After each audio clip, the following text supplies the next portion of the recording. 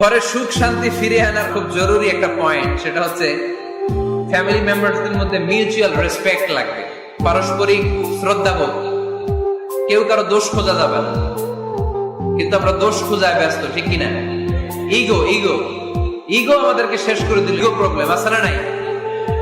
বৌমা শাশুড়ির দোষ খোঁজে, শাশুড়ি দোষ খোঁজে বৌমা। হ্যাঁ, আছে আছে আছে। ফ্যামিলিটা জাহান্নামের টুকরা হয়ে গেছে। বউ শাশুড়ি দেখতে পারে না, শাশুড়ি বউ দেখতে পারে না, আছে না নাই? এর কারণটা কি শুনি, বলেন। তিনটা উত্তর নিব এখান থেকে। একজন বলেন যে বৌমা শাশুড়ির পিছনে লাগা থাকে, আর শাশুড়ি বৌমার পিছনে লাগা থাকে। বৌমা শাশুড়ির ছায়া দেখতে পারে না, শাশুড়ি বৌমার ছায়া দেখতে পারে না। কারণটা কি? একজন এদিকে আওয়াজ করে। আত্মসম্মানের কারণে। তার মানে ইগো ইগো প্রবলেম। এদিকে একজন। ইসলামের জ্ঞান নাই, মাশাআল্লাহ। আর এদিকে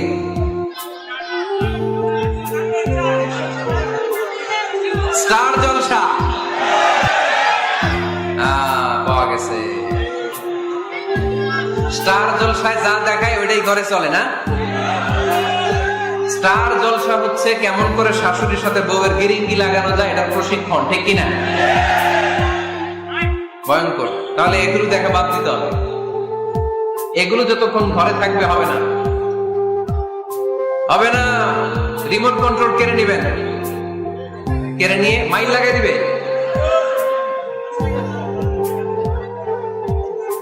একটা ক্ষুধার্ত বাঘ 1 মাস খায় নাই, তারপরে হরিণের মাংস পাইছে। ওই বাঘের বুঝ দিলেও বাঘের কাছ থেকে হরিণের মাংস টেনে নেওয়া যায়, কিন্তু আমাদের মা বোনদের হাত থেকে হিন্দি সিরিয়ালের জন্য টিভির রিমোট কন্ট্রোল কেড়ে নেওয়া যায় না। দিবে না রিমোট কন্ট্রোল। তো এই জন্য আপনাদের কথা অনুযায়ী এই জি বাংলা স্টার জলসা হিন্দি সিরিয়াল হচ্ছে বৌমা শাশুড়ির গিরিঙ্গি বা দ্বন্দ্বের প্রধানতম কারণ। তাহলে হিন্দি সিরিয়ালকে ঝাড়ু পেটা করে বের করে দিতে হবে। এগুলোর সাথে মুসলিম পরিবারের কোন সম্পর্ক। আরো কিছু কারণ আছে, এগুলো আমি বের করছি, শুনবেন। বৌমা শাশুড়ির এই ঝগড়ার প্রধান কারণ হচ্ছে জেনারেশন গ্যাপ, কিনা? শাশুড়ি এক জেনারেশনের আর বৌমা আরেক জেনারেশনের। শাশুড়ি ভাবে একরকম, বৌমা ভাবে আরেক রকম। শাশুড়ি চায় বউর উপর খবরদারি করতে, বউ চায় শাশুড়ির উপর খবরদারি করতে। এই ডমিনেটিং এর কারণে কিলাকিলি আছে না নাই? এটা ঠিক না। আমার শাশুড়ি মায়েরা যারা আছেন, প্রথমে শাশুড়ি দিয়ে শুরু করি। আমার মাইকের আওয়াজ যে ঘরগুলোতে যায়, আমার শাশুড়ি মাদেরকে বলবো, বউদের উপর অত্যাচার করবেন না। ছেলেরে প্রশ্ন করে, তোর কাছে তোর বউ বড় না আমি বড়? আছে না নাই? এটা একটা প্রশ্ন হইল। তোর বউ বড় না আমি বড়? দুইজনেই বড়। দেখ, ছেলে সুন্দর উত্তর দিছে, আমার কাছে ভালো লাগছে উত্তরটা শুনে।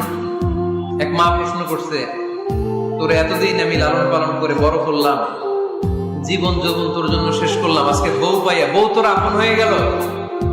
এবার ছেলে উত্তর দিছে, মা, আমার মুখ থেকে মা ডাক শোনার জন্য তুমি কি কষ্টটাই না করছো জীবনে।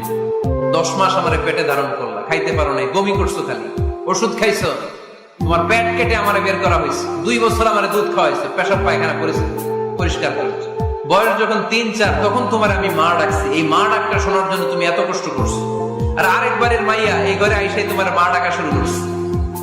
যেই মেয়েটা তোমারে মা ডাকে সে আমার আপন হবে না কেন? মা